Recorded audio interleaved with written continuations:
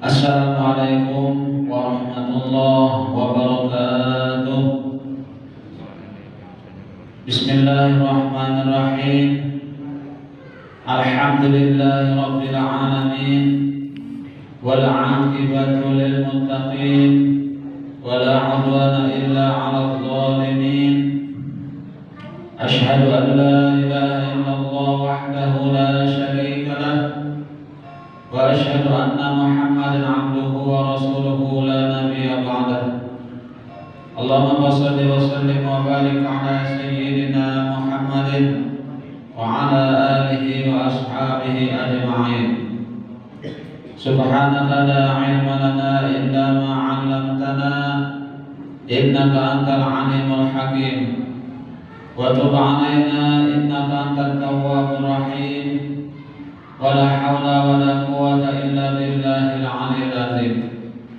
Rabbi shrah li sadri wa yassir li amri wahlul 'uqdatam min lisani yafqahu qawli, amma ba'du. Hadirin jamaah salat maghrib Masjid Besar Taqwa yang dimuliakan Allah.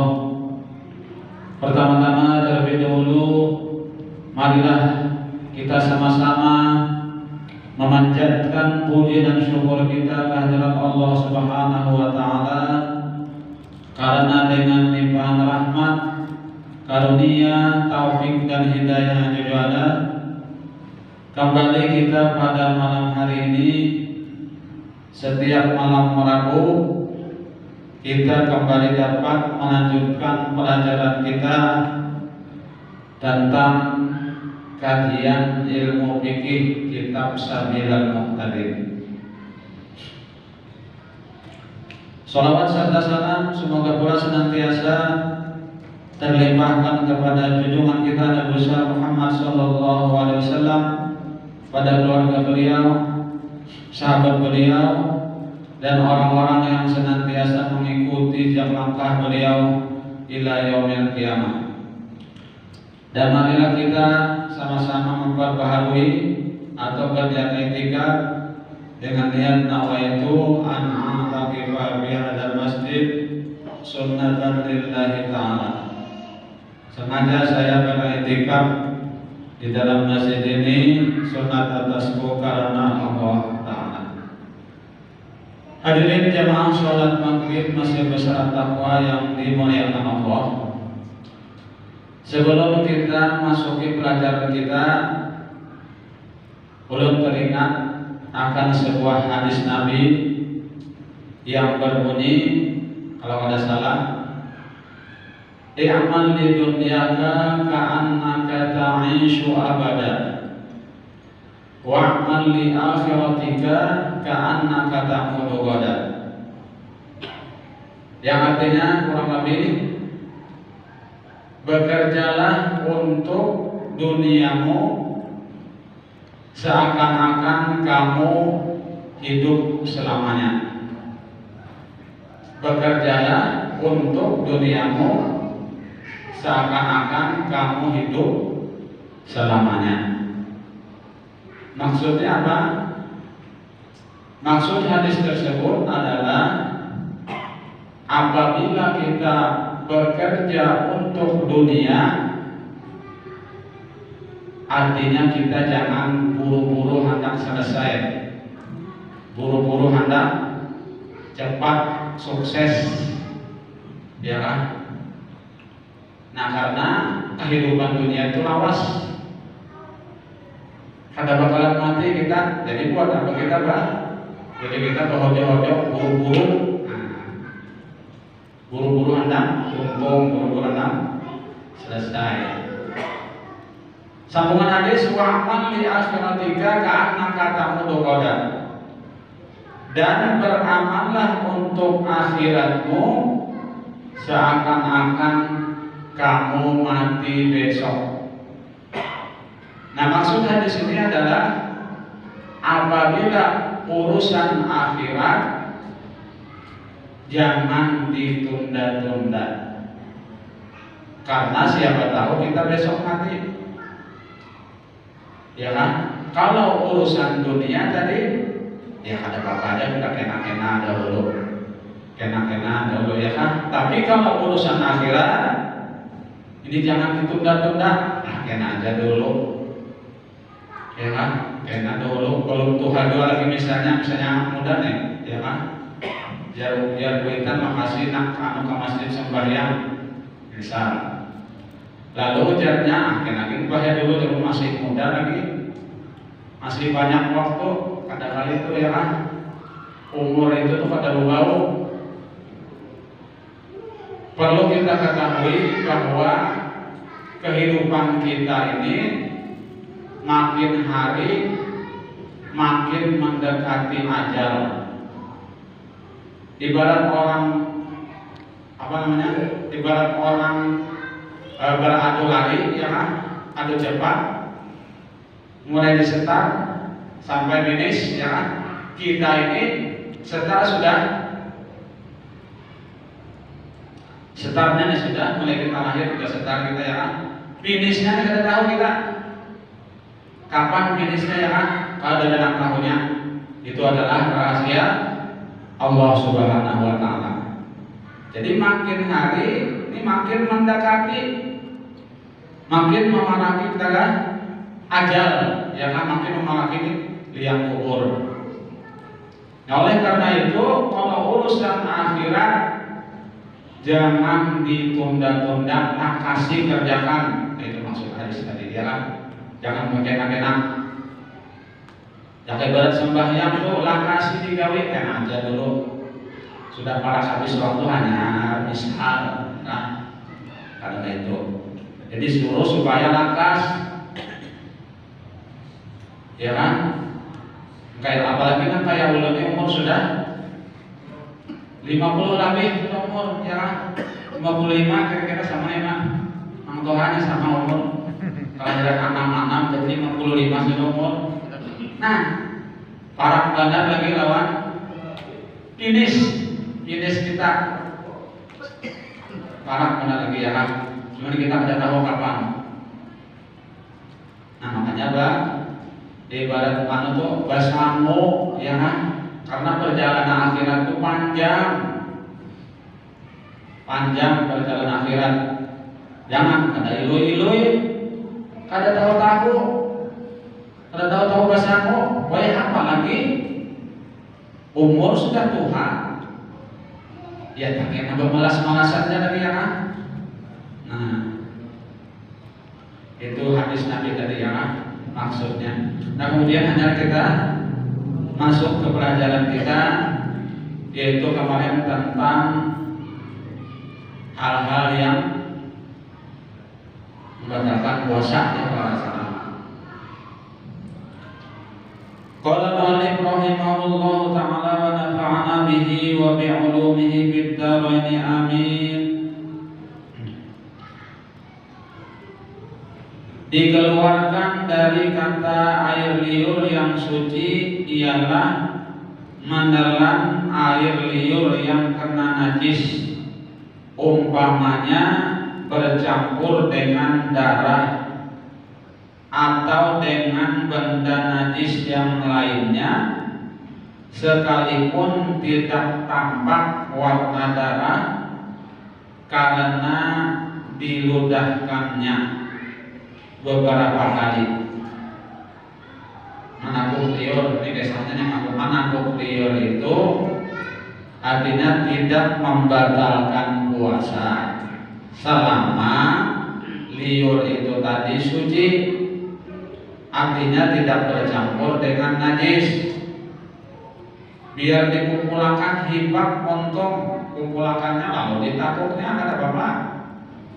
Asal liur, air liur tadi suci, ya, tidak bercampur dengan yang lainnya atau dengan najis. Yang misalnya darah, busi misalnya berdarah, najis artinya lah, ini pada boleh ditakuk, diludahkan.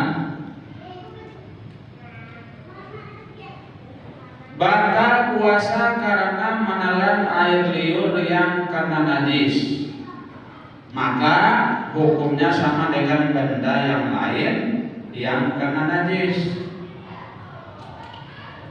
dan dikeluarkan dari kata air liur yang ada di dalam mulut, yaitu menelan air liur yang sudah dikeluarkan dari mulut sekalipun masih melekat pada bibirnya.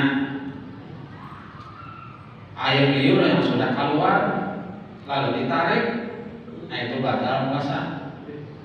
Sudah keluar pada bibirnya lalu ditiupnya masuk pulang, takutnya batal. Ya, kalau sudah keluar itu, kalau saya ditakut lagi sudah akan aja. Ya kan, kalau kita takut, nah itu batal puasa kita karena air liur itu sudah keluar pada mulut.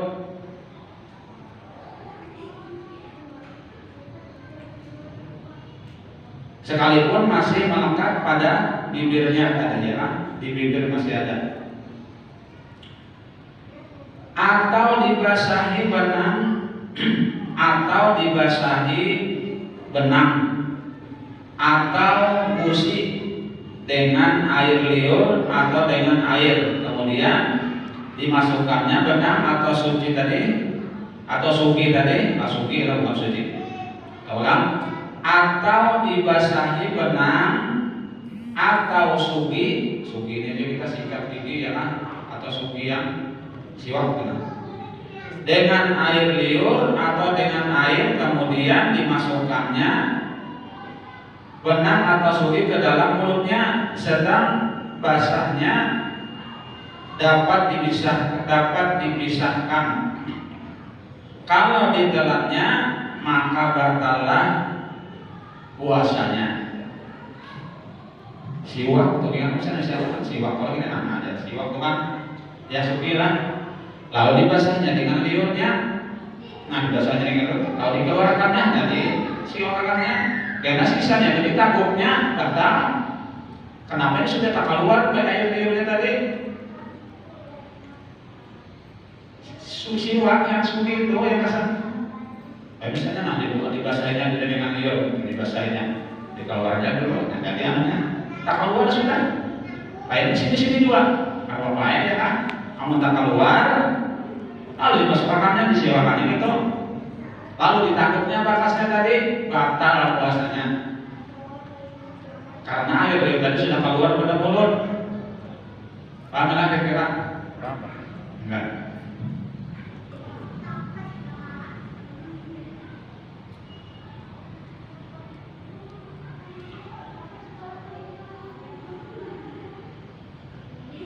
Karena air liur itu telah bercerai dari tempatnya di dalam mulut, maka disamakan dengan benda sudah berpisah pada puntung, ya kan?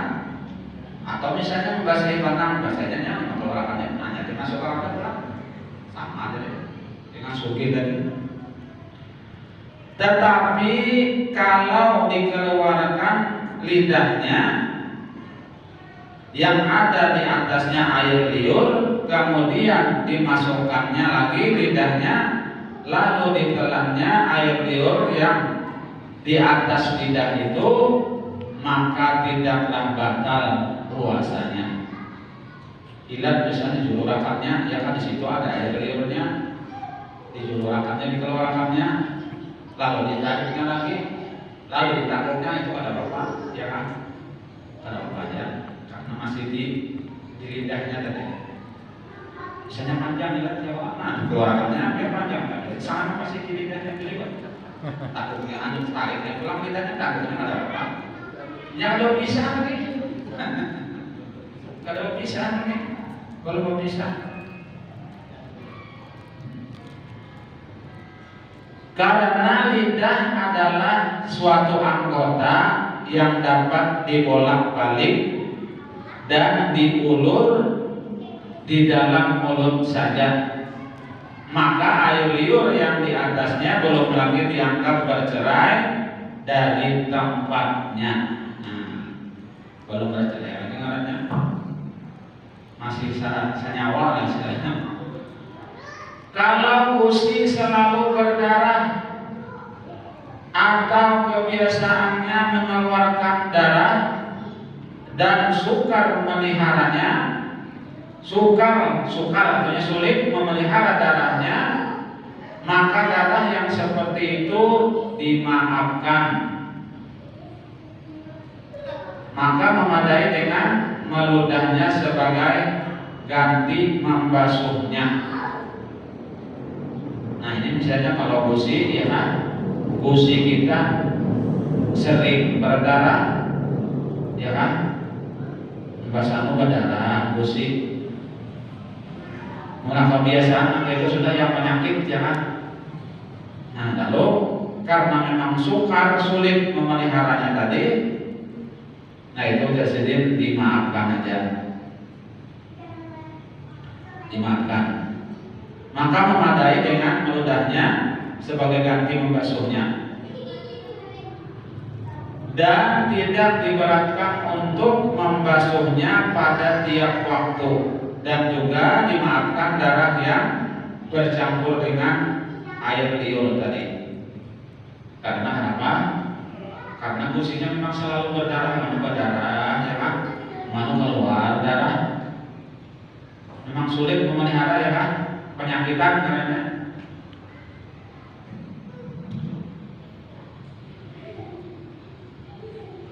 Kalau seseorang menelan seuntai benang pada waktu malam dan ujung benang itu sampai ke dalam perut dan sebagiannya di luar mulutnya, keadaan yang seperti itu sampai waktu terbit fajar, sedang pada waktu siangnya ia berpuasa. Kalau benang yang sebagiannya berada di luar mulutnya, ditelannya atau dicabutnya, sebagian yang sampai ke dalam perutnya, maka batallah puasanya.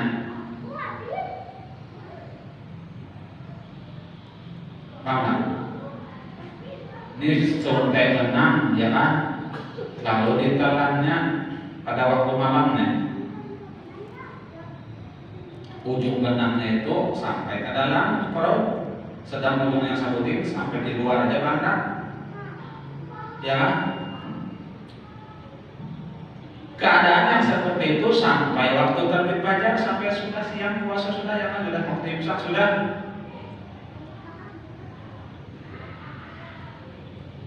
Kalau benang yang sebagiannya berada di luar mulutnya tadi ditelannya, yang di luar tadi dimasukkannya ke dalam, atau nang ini dicabutnya dimasukkannya dicabutnya, jadi nang di dalam tak keluar juga, maka batallah puasanya, ya kan? Karena memasukkan tadi sama dengan masukkan benda juga, ya kan? Kalau yang mengeluarkan tadi sama dengan biasa muntah, batal juga puasanya.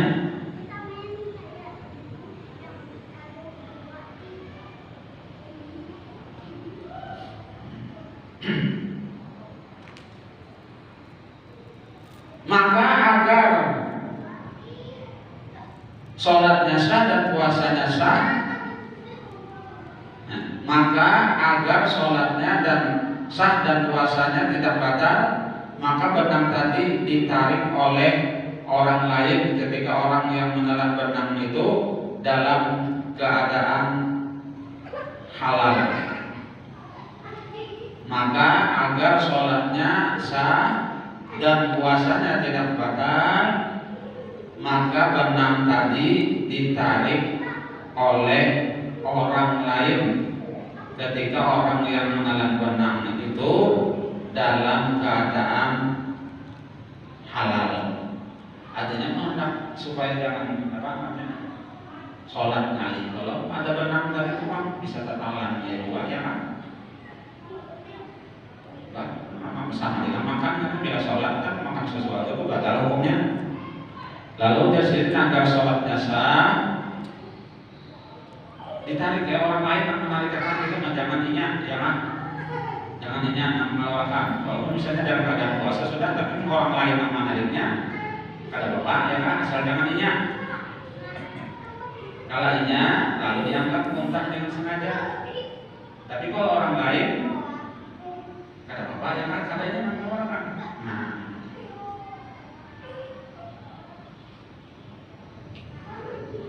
ya kan? Karena kalau ditarik oleh orang lain pada saat itu dan dia masih mampu mencegah orang yang menariknya, maka puasanya batal.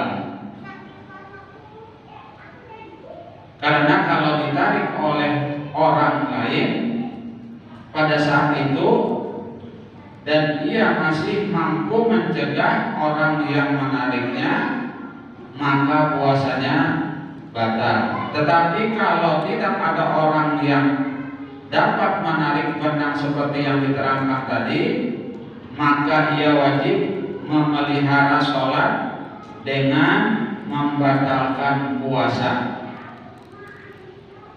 Memelihara sholat dengan membatalkan puasa, berarti ditarik. Karena tadi ya supaya jangan tertelan. Karena kalau tertelan kan sama dengan apa puasa apa sholat tadi kada sah, sama dengan hukum makan.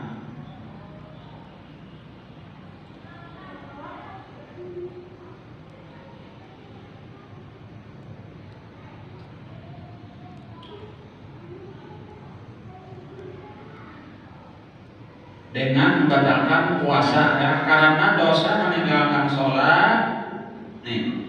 Dosa meninggalkan sholat lebih besar dari meninggalkan puasa,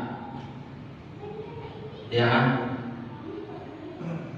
Dosa meninggalkan sholat lebih besar daripada meninggalkan puasa, ya kan? Daripada kada sholat, ya kan? Daripada kada sembahyang, nih misalnya, lebih baik kada puasa, kayak itu maksudnya kan? Karena paham apa? Dosa meninggalkan sholat itu lebih besar daripada dosa meninggalkan puasa, ya kan? Kenapa aja? Karena puasa ini artinya, ya kan? Kalau orang kada mampu, kada wajib berpuasa, ya kan? Kalau orang yang kada mampu, memang kada mampu, misalnya penyakit mah, ya kan, setiap tahun datang mahnya, dia puasa. Mahir.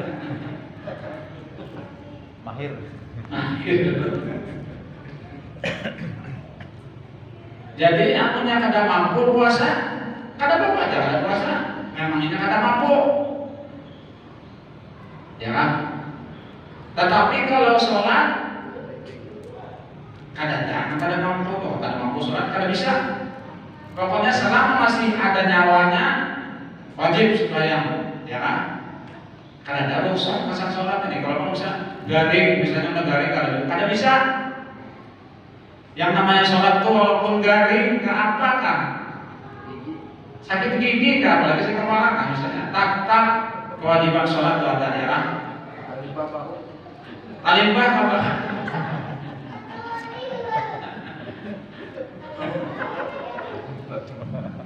Ya kan? Jangankan yang dalam keadaan perang pun kita wajib sholat, ada namanya sholat khauf.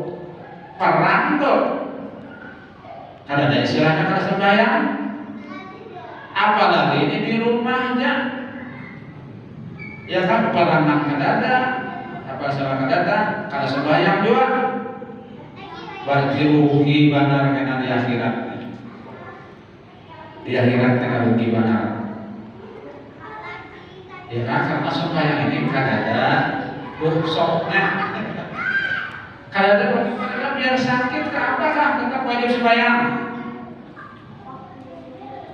Kecuali orang gila, nah itu kan kada wajib sembahyang. Orang gila boleh kada sembahyang, asal gila. Kada ada akalnya lagi, akalnya kada sehat lagi, nah itu boleh sama kali sembahyang. Puluh-puluh itu misalnya di jalanan, ayo aja saya harus sembahyang.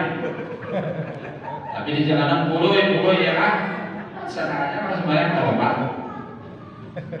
Tapi ini gila kada sehat awak, ya kan? Maka ya ini nih banyak benar itu ya kan? Jadi banyak benar itu. Pegawai itu, ya kan? Apa udah tahu tuh pegawai? Apa sambatannya tuh ya kan? Tumpang balik. Ada ingat di waktu pegawai itu misalnya memburuh, misalnya apa, misalnya ngojek, misalnya ada tahu di waktu, ya kan? Kurang ajar, ada tahu, tarik terus. Ya Allah, ini kasihan banget ya. Di akhir tidak kasihan banget. Maka ya ini banyak maka itu ya kan.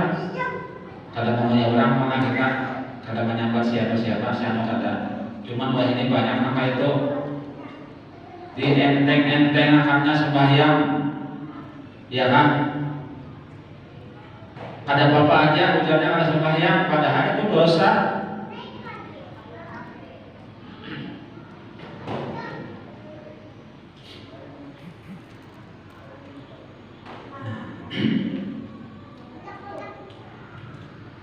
Karena itu tadi orang yang meninggalkan sholat dapat dijatuhi hukuman mati. Orang yang meninggalkan sholat dapat dijatuhi hukuman mati. Hukuman mati, ya kan? Sedang orang yang meninggalkan puasa tidak dapat dijatuhi hukuman mati. Karena puasa itu tadi karena ada bagi orang yang mampu, ya kan? Orang yang mampu aja. Memang kada mampu kalau dipaksa. Kalau dipaksa, ya kan? Amun sholat dipaksa, ya kan? Mampu kada mampu tetap dipaksa. Makanya kita ya kan? Ujar hadis Nabi umuru awaladakum idza balagha sab'asinin. Suruhlah anakmu itu sembahyang, anak kalian itu sembahyang apabila umurnya sudah 7 tahun. Wadribuhu idza balagha asyra sinin. Dan pukul apabila sudah 10 tahun. Kata mau dia sholat, kita hanya memukul itu dikarasi, ya kan dipukul, dia hanya supaya mau sembahyang tadi dipukul. Artinya dikarasi toh. Maka itu sembahyang tadi ya kan.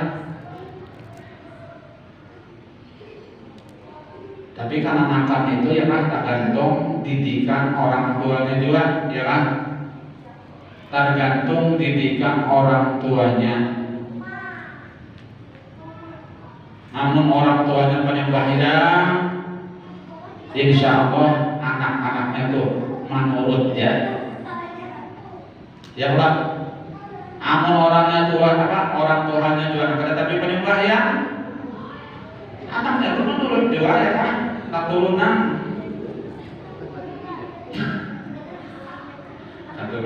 ya kan. Nah jadi tergantung kita juga ya kan. Namun kita rajin sembahyang, jadi kita kadang-kadang menyuruh aja ya kan. Ayo kita pastikan ke masjid sana aja, nyuruh ke masjid. Rian pambah aja anaknya dari anak, aku itu aja bapaknya nonton TV aja kali ya misalnya. Anaknya aja nanti suruh ke masjid.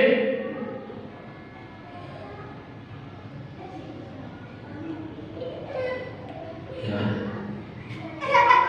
Berapa menit lagi Pak? 7 Pak. 7 menit. 3 kan?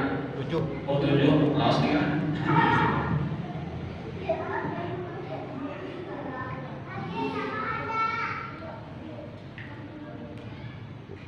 Dan juga tidak boleh meninggalkan sholat sekalipun terdapat uzur. Tidak boleh meninggalkan sholat sekalipun terdapat uzur. Namun kalau memang ada uzur, boleh tidak berpuasa. Nah, kalau bila kita uzur, boleh kada berpuasa.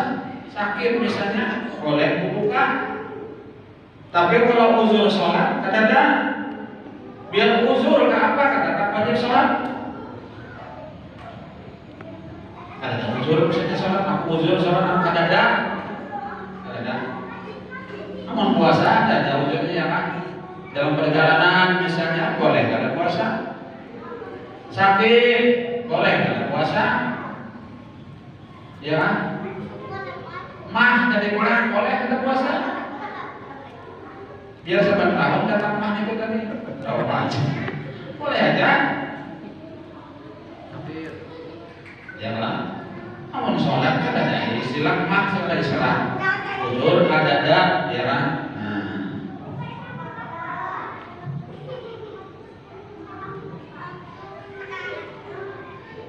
Kalau wajib memelihara sholat, maka wajiblah ia mencabut benang tadi atau menyalahnya, kemudian mengqadha puasanya.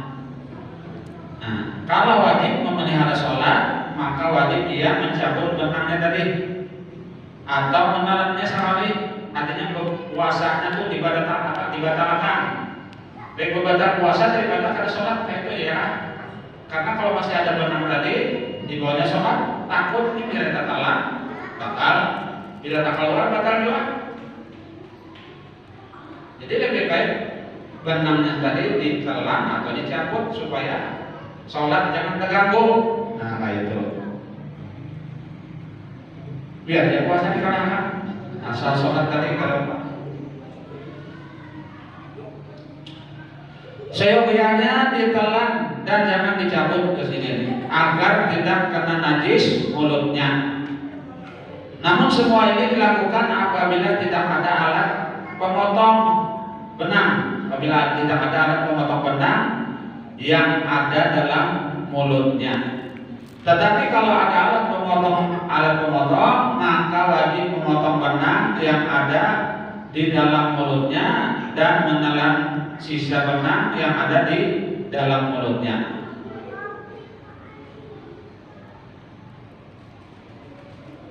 Kita sampai sini juga yang dapat ulun sampaikan. Mudah-mudahan sedikit banyak ada manfaatnya dan mudah-mudahan Allah Subhanahu wa taala mengampuni segala dosa-dosa kita, dosa kedua orang tua kita, guru kita, keluarga kita, jalan kita kaum muslimin dan muslimat. Dan mudah-mudahan Allah Subhanahu wa taala mengabulkan hajat kita, baik hajat dunia atau hajat akhirat. Dan mudah-mudahan Allah Subhanahu wa taala memastikan kita dalam keadaan husnul khatimah, husnul khatimah. Amin amin ya rabbal alamin. Demikian yang dapat kami sampaikan. Mohon maaf apabila ada kekurangan dan kekeliruan. Wabillahi taufiq wal hidayah. Wassalamualaikum warahmatullahi wabarakatuh.